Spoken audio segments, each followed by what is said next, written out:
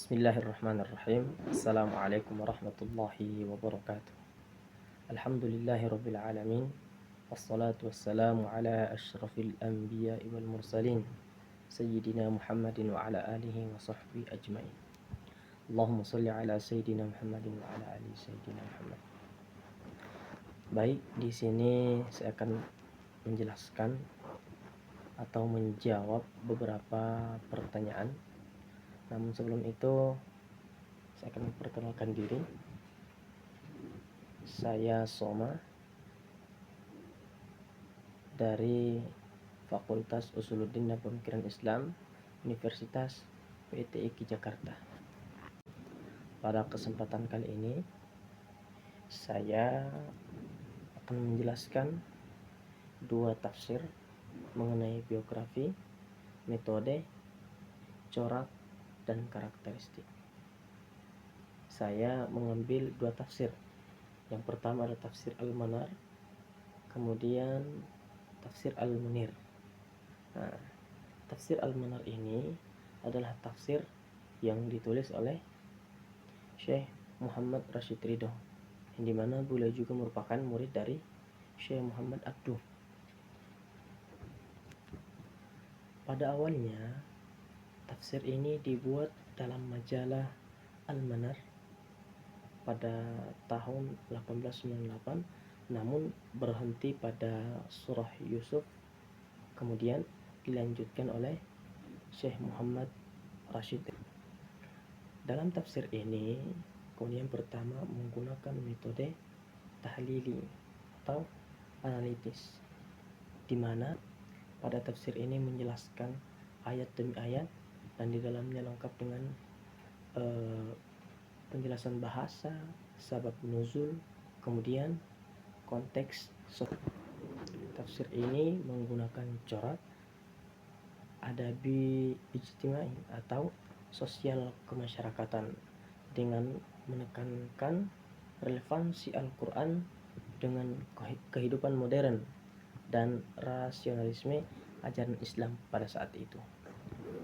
Nah, kemudian yang terakhir, di antara karakteristik tafsir ini adalah yang pertama menggunakan rasio atau penafsirannya itu lebih banyak menggunakan logika, kemudian sangat menolak akan adanya taklid buta, dan yang terakhir dia itu sangat kritis terhadap tafsir kontemporer atau yang tidak relevan, sangat kritis terhadap tafsir klasik yang tidak relevan. Kemudian yang kedua yaitu tafsir Al-Munir, di mana tafsir ini ditulis oleh Syekh Wahbah Az-Zuhaili yang merupakan salah satu ulama dari Suriah. Beliau juga adalah salah satu pakar fikih dan usul fikih yang beliau itu belajar di Al-Azhar, Kairo, Mesir. Kemudian metode yang digunakan oleh Syekh Wahbah Az-Zuhaili ini sama, yaitu metode tahlili dengan tafsiran yang sistematis. Di dalamnya memuat penjelasan tentang bahasa, kemudian ada tafsir, kemudian ada hukum yang menjadikan perbedaan dengan tafsir Al-Manar.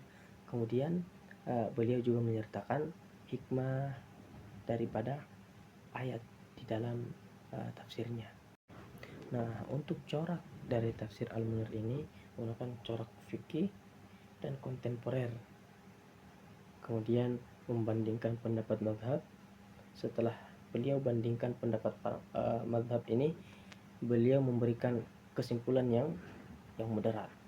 Nah, kemudian terakhir untuk karakteristik daripada tafsir Al-Munir ini, tafsir ini sangat sistematis, tersusun, lengkap, 30 juz, kemudian mudah untuk dipahami, dan yang terakhir dalam tafsir ini adalah menjelaskan ayat-ayat hukum dengan detail. Setiap ayat hukum dalam Al-Quran itu tafsir ini memberikan penjelasan.